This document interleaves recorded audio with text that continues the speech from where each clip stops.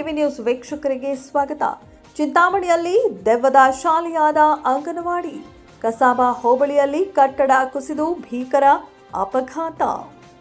ಚಿಂತಾಮಣಿ ತಾಲೂಕಿನ ಕಸಾಬಾ ಹೋಬಳಿಯ ದೊಡ್ಡಬೊಮ್ಮನಹಳ್ಳಿ ಗ್ರಾಮದಲ್ಲಿ ಅಂಗನವಾಡಿ ಕೇಂದ್ರದ ಮೇಲ್ಛಾವಣಿ ಏಕಾಏಕಿ ಕುಸಿದು ಬಿದ್ದು 4 ಮಕ್ಕಳಿಗೆ ಗಂಭೀರ ಗಾಯಗಳಾಗಿರುವ ದುರಂತ ಸಂಭವಿಸಿದೆ.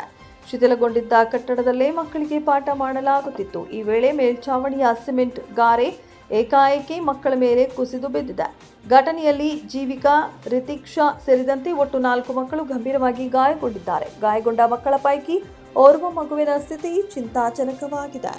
ಗಾಯಗೊಂಡ ಮಕ್ಕಳನ್ನು ತಕ್ಷಣವೇ ಸರ್ಕಾರಿ ಪ್ರಾಥಮಿಕ ಆರೋಗ್ಯ ಕೇಂದ್ರ ಹಾಗೂ ಚಿಂತಾಮಣಿಯ ಖಾಸಗಿ ಆಸ್ಪತ್ರೆಗೆ ದಾಖಲಿಸಿ ಚಿಕಿತ್ಸೆ ನೀಡಲಾಗುತ್ತಿದೆ. ಜೀವಿಕಾ ಎಂಬ ಮಗುವನ್ನು ಚಿಂತಾಮಣಿಯ ಶಸ್ತ್ರಚಿಕಿತ್ಸಾ ಆಸ್ಪತ್ರೆಗೆ ಹಾಗೂ ಉಳಿದ ಮಕ್ಕಳನ್ನು ಕುರುಬೂರು ಪ್ರಾಥಮಿಕ ಆರೋಗ್ಯ ಕೇಂದ್ರಕ್ಕೆ ರವಾನಿಸಲಾಗಿದೆ.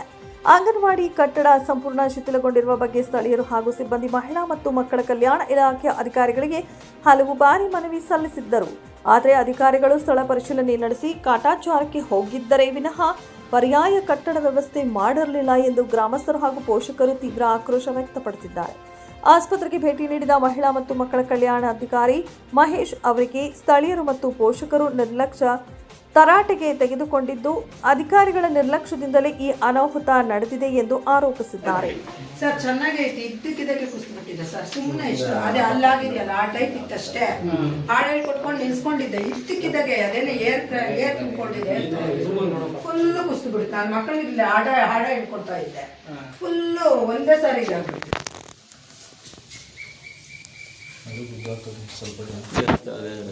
ಇದು ನಮ್ಮದು ಕಷ್ಟ ಇದೆ.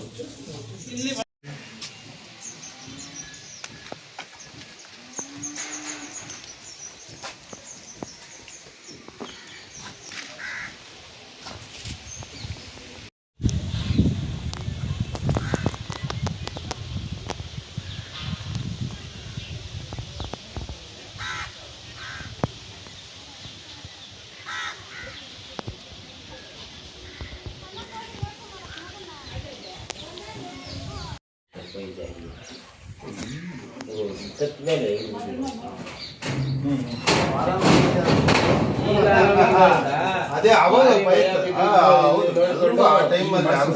ಮತ್ತೆ ಅದೆಲ್ಲ ಎದ್ಬಿಟ್ಟಿದ್ದಾರೆ. ನಿಮ್ಮ ಹೆಸರು?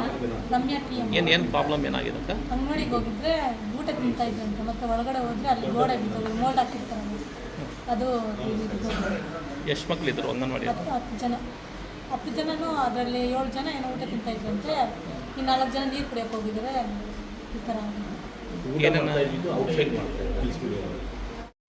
ದೊಡ್ಡಬೊಮ್ಮನಹಳ್ಳಿ ಗ್ರಾಮದ ವಾಸಿ, ಆನೂರು ಪಂಚಾಯಿತಿ, ಚಿಂತಾಮಣಿ ತಾಲೂಕು. ಇವತ್ತು ನಮ್ಮೂರಲ್ಲಿ ಒಂದು ಅಂಗನವಾಡಿ ಕಟ್ಟಡ ಮೇಲ್ಛಾವಣಿ ಕುಸಿದು ಒಂದು 5-6 ಜನ ಮಕ್ಕಳಿಗೆ ಗಾಯಗಳಾಗಿದ್ದಾರೆ. ಈ ಥರ ನಮ್ಮೂರಲ್ಲಿ ಸುಮಾರು ಒಂದು ವೆಂಕಟರೆಡ್ಡಿ ಅಂಥೇಳಿ ಒಂದು 40 ವರ್ಷದಿಂದ ಗ್ರಾಮ ಪಂಚಾಯಿತಿ ಸದಸ್ಯರು. ಅವ್ರ ಮಗ ರವಿ ಅಂತ ಕಾಂಟ್ರಾಕ್ಟ್ ಕೆಲಸ ಮಾಡೋದು. ಈಗ ಅವರು ಸರಿಯಾಗಿ ಯಾವುದೇ ಬಿಲ್ಡಿಂಗು ಸರಿಯಾಗಿ ಕಟ್ಟಲ್ಲ, ಕ್ವಾಲಿಟಿನೇ ಇರೋಲ್ಲ.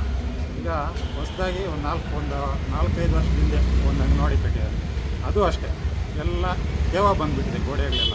ಯಾವುದು ಕ್ವಾಲಿಟಿ ಎಸ್ಟಿಮೇಟ್ ಪ್ರಕಾರವಾಗಿ ಯಾವುದೂ ಮಾಡಲ್ಲ. ಸುಮಾರು ಸಲ ನಾವು ಅಧಿಕಾರಿಗಳ ಗಮನಕ್ಕೆ ತಂದ್ರೂ ಯಾವುದೇ ಕ್ರಮ ತಗೊಳ್ಳಲ್ಲ ಅವ್ರ ಮೇಲೆ.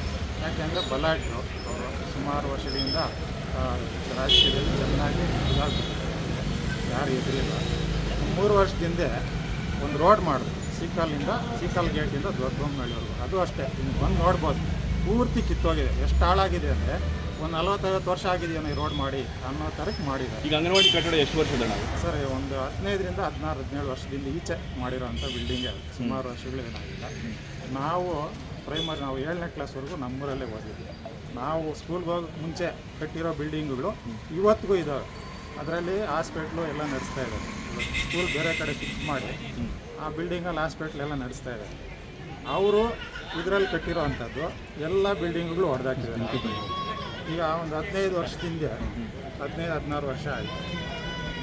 ನಾನು ಸುಮಾರು ಒಂದು 10 ವರ್ಷದಿಂದನೇ ಉಪಯೋಗಕ್ಕೆ ಬರದೇ ಇರೋ ಥರ ಎಲ್ಲ ಹಾಳಾಗೋಗಿ ಶಿಥಿಲಾಗೋಗಿ ಎಲ್ಲ ಪ್ರತಿಯೊಂದು ಎಲ್ಲ ಈ ಥರದ್ದು ಎಲ್ಲ ಕ್ವಾಲಿಟಿನೇ ಮಾಡಲ್ಲ ಅವರು. ಎಲ್ಲ ಡೂಪ್ಲಿಕೇಟ್ ಕೆಲಸಗಳು. ಅಧಿಕಾರಿಗಳು ಗಮನಿಸ್ಕೊಂಡ್ರೆ ಅವರೇನು ಆಕ್ಷನ್ನೇ ತಗೊಳ್ಳಲ್ಲ. ನಾವು ಯಾರಿಗೆ ಇದು ಮಾಡಬೇಕು ಅನ್ನೋ ಜೀವಿತ ನನ್ನ ನಂಬರ್ ತಗೊಳ್ಳಿ ಸರ್. ಅಲ್ಲಿ ನೋಡ್ಕೊಂಡು ಹೋಗೋಣ. ಟ್ರೀಟ್ಮೆಂಟ್ ತಗೊಂಡು ನಾವು ಈಗ ಡಿ ಡಿ ಆಫೀಸಲ್ಲಿದ್ದಾಗ ನಮ್ಮ ಸಿಡಿಪೋ ಹಿಂಗೆ ಮಾಹಿತಿ ಕೊಟ್ಟರು. ತಕ್ಷಣ ನಾವು ಈಗ ಒಂದು ಮಗು ಏನು ಫಸ್ಟ್ನೇ ಮಗು ಏನು ಶಾನ್ವಿ ಅವರಿಗೆ ಈಗ ಏನು ಇಲ್ಲಿ ಕತ್ತತ್ರ ಗಾಯ ಆಗಿದೆ ಅಂತ ಹೇಳ್ಬಿಟ್ಟು ಇವರು ನಮಗೆ ಹಾಸ್ಪಿಟಲ್ಲಿದ್ದೀವಿ ಅಂತ ಹೇಳಿ ಸರ್. ನಾವು ಅಲ್ಲಿಂದ ತಕ್ಷಣ ಬಂದ್ವಿ. ಆಮೇಲೆ ಅಲ್ಲಿ ಡಾಕ್ಟ್ರ್ ಹತ್ರ ಇವರು ಯಾವ ಹಾಸ್ಪಿಟ್ಲಲ್ಲಿ ರಾಮಪ್ಪ ಹಾಸ್ಪಿಟ್ಲಲ್ಲಿ ಚಿಕಿತ್ಸೆ ಕೊಡಿಸಿ ಆಮೇಲೆ ಅವರು ಏನು ಅಡ್ಮಿಷನ್ ಏನು ಅವಶ್ಯಕತೆ ಇಲ್ಲ ಅಂತ ಹೇಳಿದಾಗ ಇವ್ರ ಕಾರಲ್ಲೇ ಮತ್ತೆ ಇವರು ದೊಡ್ಡಬೊಮ್ಮಳ್ಳಿಗೆ ಕರ್ಕೊಂಬಂದಿದ್ರು. ಆವಾಗ ನಾನು ಅಲ್ಲಿಂದನೇ ಸೀದಾ ಇಲ್ಲಿಗೆ ಬಂದೆ ಸರ್. ಹೋಗಿ ಅವರು ಮಗುನ ನಾವು ನೋಡಿದ್ವಿ. ಈಗ ಮಗು ಏನು ಚೆನ್ನಾಗಿದೆ. ಅವ್ರ ಮನೆಯವರು ಅಷ್ಟೇ ಏನು ತೊಂದರೆ ಇಲ್ಲ, ದೇವ್ರ ದೊಡ್ಡವನು, ಏನು ತೊಂದರೆ ಆಗಿಲ್ಲ ಅಂತ ಹೇಳಿದರು. ಮಗು ಕತ್ತಿದ್ದು ಶಾನ್ವಿ 5 ವರ್ಷ, ಅವ್ರ ತಾಯಿ ಹೆಸರು ರಮ್ಯ. ಕೈಗಾರಿಕೆ ಅಂದರೆ ಈಗ ಅದು ಮೊದಲೇ ಗಮನಿಸ್ಬೇಕಾಯಿತು. ಅಂಗನವಾಡಿ ಟೀಚರು, ಸೂಪರ್ವೈಸರು ನಾವು ಮಾಹಿತಿ ಎಲ್ಲ ಕೊಟ್ಟಿದ್ದೀವಿ. ಈಗ ನಾವು ಅವರು ಹೋಗಿ ಅದು ಮುಂಜಾಗ್ರತಾ ಕ್ರಮವಾಗಿ ಅವರು ಬೇರೆ ಕಡೆ ಶಿಫ್ಟ್ ಮಾಡಬೇಕು ಆಗಿತ್ತು. ಬಾಡಿಗೆಯಲ್ಲಿ ಈ ಥರ ತೊಂದರೆ ಎಲ್ಲಿ ಇದೆ ಅಂತ ಮೊದಲೇ ಗಮನಿಸಿ ಅವರು ಬೇರೆ ಕಡೆ ಬದಲಾವಣೆ ಮಾಡಬೇಕಾಗಿತ್ತು. ಮೇಲ್ವಿಚಾರಕರು ಮತ್ತು ಅಂಗನವಾಡಿ ಟೀಚರು ಜವಾಬ್ದಾರಿ ಮಾಡಿ ಅವ್ರ ಮೇಲೆ ಶಿಸ್ತು ಕ್ರಮ ತಗೊಳ್ತೀವಿ ಸರ್. ಈಗ ಮನೆ ಹತ್ರ ಈಗ ಹೋಗಿ ಬಂದಿವಿ. ಅವರು ಇಲ್ಲಿ ಮೂಗು ಮೇಲೆ ಸ್ವಲ್ಪ ತಚ್ಕೊಂಡಿದೆ. ಅವ್ರಿಗೂ ಗೌರ್ಮೆಂಟ್ ಹಾಸ್ಪಿಟ್ಲ್ ಕುರುಬುರಲ್ಲಿ ತೋರಿಸಿದ್ದಾರೆ, ಏನು ತೊಂದರೆ ಇಲ್ಲ ಅಂತ ಹೇಳಿದ್ದಾರೆ. ಅವ್ರಿಗೂ ಅಷ್ಟೇ ಏನು ಔಷಧಿ ಬೇಕೋ ನಾವು ಎಲ್ಲ ಇಲಾಖೆಯಿಂದ ಬರ್ಸ್ತೀವಿ, ಏನು ತೊಂದರೆ ಇಲ್ಲ ಅಂತ ಹೇಳಿದ್ದಾರೆ ಡಾಕ್ಟ್ರು. ಮತ್ತು ಇನ್ನೇನಾದರೂ ನಮ್ಮ ಅಂಗನವಾಡಿ ಟೀಚರ್ಗೆ ಹೇಳಿದ್ವಿ, ಫಾಲೋಅಪ್ ಮಾಡಿ ಏನಾದರೂ ಆದರೆ ತಕ್ಷಣ ನಮ್ಮ ಮಾಹಿತಿ ಕೊಡಿ ಅಂತ ಹೇಳಿದ್ವಿ ಸರ್. ಇನ್ನೊಂದು ಮಗು ಈಗ ಜೀವಿಕಾ ಅಂತ ಈ ಕಡೆ ಹಾಸ್ಪಿಟ್ಲ್ಗೆ ಹೋಗೋದು, ಇವು ಅಲ್ಲಿ ಬಂತಾ ನೋಡೋಣ ಥರ ಇಲ್ಲೇನು ಇಲ್ಲ ಅಂತ ಹೇಳ್ತಾರೆ. ಬಟ್ ಇವರು ಮೊದಲೇ ಎಚ್ಚರಿಕೆ ಆಗಿದ್ರೆ ಈ ಥರ ಆಗ್ತಾ ಇಲ್ಲ ಸರ್. ಈಗ ಇಮಿಡಿಯೇಟು ಇಲ್ಲಿ ಯಾವುದೇ ರೀತಿಯಲ್ಲಿ ಇಲ್ಲಿ ನಡ್ಸಂಗಿಲ್ಲ. ಈಗ ಇಮಿಡಿಯೇಟ್ ಬಾಡಿಗೆ ಮನೆ, ಚೆನ್ನಾಗಿರೋ ಬಾಡಿಗೆ ಮನೆ ನೋಡಬೇಕು. ಸರ್ಕಾರದಿಂದ ಬಾಡಿಗೆ ಕೊಡ್ತೀವಿ. ನಾಳೆಯಿಂದನೇ ಅಲ್ಲಿ ನಡೆಸಬೇಕು. ಇಲ್ಲಿಂದ ಏನು ವಸ್ತುಗಳಿದಾವೆಲ್ಲ ತಗೊಂಡು ಅಲ್ಲಿ ಶಿಫ್ಟ್ ಮಾಡಿ ಇವತ್ತೇ ಇಲ್ಲಿಗೆ ಕ್ಲೋಸ್ ಮಾಡಬೇಕು ಅಂತ ಹೇಳಿದ್ವಿ ಸರ್. ಇಲ್ಲಿ ಯಾವುದೇ ಕಾರಣಕ್ಕೂ ಮಕ್ಕಳನ್ನ ಇಲ್ಲಿ ಇಟ್ಕೊಬಾರ್ದು ಅಂತ ಸೂಚನೆ ಕೊಟ್ಟಿದ್ದೀವಿ ಸರ್. ನಾನು ಈಗ ಡಮಾಲಿಷ್ಗೆ ನಾನು ರಿಪೋರ್ಟ್ ಹಾಕ್ತೀನಿ, ಆಯ್ತಾ? ಮೊದಲೇ ನೀವು ಗಮನಿಸ್ಬೇಕಲ್ಲಮ್ಮ, ನಾವು ಎಷ್ಟು ಇಷ್ಟು ಕ್ರ್ಯಾಕ್ ಬಿಟ್ಟಿತ್ತು, ಆ ತರ ಆಗತ್ತೆ. ಇದ್ದಕ್ಕಿದ್ದಾಗೆ ಕುಸ್ತಿದೆ ಸರ್, ಏರ್ ಕ್ರ್ಯಾಕ್ ಆಗಿದೆ ಅಂತ ಕೆಲವರು ಹೇಳ್ತಾರೆ. ನಾನು ಅಪ್ಲೈ ಗೇಟ್ ಹೇಳ್ಕೊಂಡು ಇಲ್ಲಿ ನಿಂತಿದ್ದೆ ಸರ್, ಇಷ್ಟ ಆಗಿತ್ತು ಅಷ್ಟೇ ಸರ್. ಅದು ನೋಡಿ ಇಲ್ಲಿದೆಯಲ್ಲ ಆ ಟೈಪ್ ಇತ್ತು ಅಷ್ಟೇ ಸರ್. ಅಷ್ಟು ಕಷ್ಟ ಆಗುತ್ತೆ ನನಗೂ ಗೊತ್ತಿಲ್ಲ ಸರ್. ಒಟ್ಟಾಗಿ ಆಯ್ತು, ಈಗೆಲ್ಲ ಕ್ಲೋಸ್ ಮಾಡಿ ಎಲ್ಲ ಏನಾನ ಇದೆ ಇಲ್ಲಿ ಸಾಮಾನೆಲ್ಲ ತೆಗೆದುಬಿಟ್ಟು ನಾಳೆ ಬಾಡಿಗೆ ನೋಡಿಕೊಂಡು ಬಾಡಿಗೆಯಲ್ಲಿ ಅಂಗನವಾಡಿ ಮಾಡಿ ಬಾಡಿಗೆನೂ ಒಳ್ಳೆಯ ರೂಮ್ ನೋಡೋಣ. ಓಕೆ, ಭಾಗ್ಯಲಕ್ಷ್ಮಿ ನಿಮ್ಮ ಹೆಸರು? ಆಯಿತು. ಯಾವ ವರ್ಷ? 30 ವರ್ಷ ಆಗಿದೆಯಾ? ಎಲ್ಲಿ ಬೋರ್ಡ್ ಗಿಡ ಇದೆಯಾ? ಬೋರ್ಡ್ ಗಿಡ ಇದೆಯಾ ಇಲ್ಲಿ? ಅಲ್ಲಮ್ಮ, ಇಲ್ಲಿ ಯಾವ ವರ್ಷ ಕಲ್ತಿದ್ದು ಅಂತ ಸರ್, ಅವ್ರಿಗೇನು ತೊಂದರೆ ಏನಿಲ್ಲ, ಯಾರಿಗೂ ಏನು ತೊಂದರೆ ಇಲ್ಲ ಸರ್. ನಾವು ಫಾಲೋಅಪ್ಪಲ್ಲಿ ಮಾಡ್ತೀವಿ. ನಮ್ಮ ಅಂಗನವಾಡಿ ಟೀಚರು, ನಮ್ಮ ಸೂಪರ್ವೈಸರ್ಸು, ನಾವು ಸಿಡಿಪೋ, ನಾವು ಮಕ್ಕಳನ್ನ ಫಾಲೋಅಪ್ ಪೇರೆಂಟ್ಸ್ದೆಲ್ಲ ಫೋನ್ ನಂಬರ್ ತಗೊಂಡಿದ್ದೀವಿ. ನಾವು ಅವ್ರ ನಂಬರ್ ನಾವು ಕೊಟ್ಟಿದ್ದೀವಿ, ನಮ್ಮ ನಂಬರ್ ಕೊಟ್ಟಿದ್ದೀವಿ.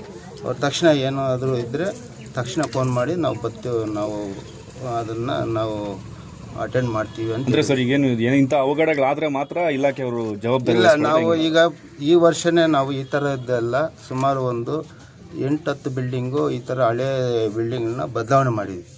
ಈಗ ಸುಮಾರು ನಾವು PRD ಮತ್ತು ಏನು ಪಂಚಾಯತ್ ರಾಜ್ ಇಲಾಖೆ, PW ಇಲಾಖೆಗೆ ಬರೆದಿದ್ವಿ. ಈ ಥರ ನಮಗೂ ಹೋಗಿ ನಮಗೆ ಅವು ಯೋಗ್ಯತೆ ಇಲ್ಲ ಅಂತ, ಅವಕ್ಕೆ ಅಲ್ಲಿ ನಡೆಸ್ಬೇಕೋ ಬೇಡ ಅಂತ ನಾವು ರಿಪೋರ್ಟ್ ಕೊಟ್ಟಿವಿ. ಅಂಥವು ಬದಲಾವಣೆ ಮಾಡಿ 8 ಬಿಲ್ಡಿಂಗ್ ಚೇಂಜ್ ಮಾಡಿದ್ದೀವಿ ಸರ್. ರಿತಿಕ್ಷಾ ಅವ್ರ ಮಗು ಅಷ್ಟೇ ಇಲ್ಲಿ ಅವರು ಇದಕ್ಕೆ ಹೋಗಿ ಏನು ನಮ್ಮ ಕುರುಬೂರು PSCಗೆ ಹೋಗಿದ್ರು, ಅದಕ್ಕೆ ತರ್ಚ್ಕೊಂಡಿದೆ ಮೇಲೆ. ಅವರು ಡಾಕ್ಟ್ರು ಏನು ಹೇಳಿದ್ರು ಅಂತಂದರೆ, ಅವ್ರ ತಾಯಿನ ಕೇಳಿದಾಗ ಏನು ಊತಿಲ್ಲ, ಊತಿದ್ರೆ ಮಾತ್ರ ನೀವು ಏನಾದರೂ ಸ್ಕ್ಯಾನ್ ಎಲ್ಲ ಮಾಡಬೇಕಾಗ್ತದೆ ಅಂತ ಹೇಳಿದ್ದಾರೆ. ಅದು ಏನು ತೊಂದರೆ ಇಲ್ಲ ಸರ್. ಇವಾಗ ಅವ್ರು ಮಾತಾಡಿಬಿಟ್ಟು ನಮ್ಮ ಅಂಗನವಾಡಿ ಟೀಚರ್ಗೆ ಹೇಳಿದ್ವಿ ಫಾಲೋಅಪ್ ಮಾಡ್ತಾಯಿರಿ, ಏನಾದರೂ ಅಂದರೆ ತಕ್ಷಣ ನಮಗೆ ಮಾಹಿತಿ ಕೊಡಿ ಮತ್ತು ಇಮ್ಮಿಡಿಯೇಟ್ ಹಾಸ್ಪಿಟ್ಲಿಗೆ ತೋರಿಸೋಣ ಅಂತ ಹೇಳಿದ್ವಿ ಸರ್. ನಮ್ಮ ಅಂಗನವಾಡಿ ಟೀಚರ್ಗೂ ಹೇಳಿದ್ವಿ. ಆಮೇಲೆ ದಿವ್ಯಾ ಅಂತ ದಿಯಾ 3 ವರ್ಷ ಅದು ನೋಡೋದೇ ಈಗ ನಮಗೆ ಆಯ್ತು, ಇನ್ನೂ ಹೋಗಿಲ್ಲ ಆ ಕಡೆ ನೋಡ್ತೀವಿ ಈಗ. ಅದು ಬಂದ್ಬಿಟ್ಟು 10 ವರ್ಷಗಳಿಂದ ಕಟ್ಟಿರೋ ಬಿಲ್ಡಿಂಗ್ ಅಂತ ಗೊತ್ತಾಗ್ತದೆ. ಅದು ಆಲ್ರೆಡಿ ಕ್ರಾಕ್ಸ್ ಬಿತ್ತಿದೆ ಅಂತೆ. ಗುತ್ತಿಗೆದಾರನ ಕಳಪೆ ನಿರ್ಲಕ್ಷ್ಯಕ್ಕೆ ಇನ್ನೂ ಎಷ್ಟು ರೀತಿಯಾದ ಅಂಗನವಾಡಿ ಕಟ್ಟೆಗಳು ಈ ಥರ ಇದೆ ಸರ್? ಅಂದರೆ ಈಗ ಅಲ್ಲಿ ನೋಡಿಲ್ಲ ನಾವು, ಈಗ ನೋಡಿಕೊಂಡು ನಾನು ಅದನ್ನು ರಿಪೋರ್ಟ್ ಮಾಡ್ತೀನಿ. ನಾನು PWಗೆ ಇದನ್ನು ಉಪಯೋಗ ಯೋಗ್ಯತೆ ಇದೆಯಾ ಇಲ್ಲ ಅಂತ ನಾನು ಬರೆದು ರಿಪೋರ್ಟ್ ಆ ಥರ ಇಲ್ಲ ಅಂದರೆ ಅಲ್ಲಿ ಚೇಂಜ್ ಮಾಡ್ತೀನಿ.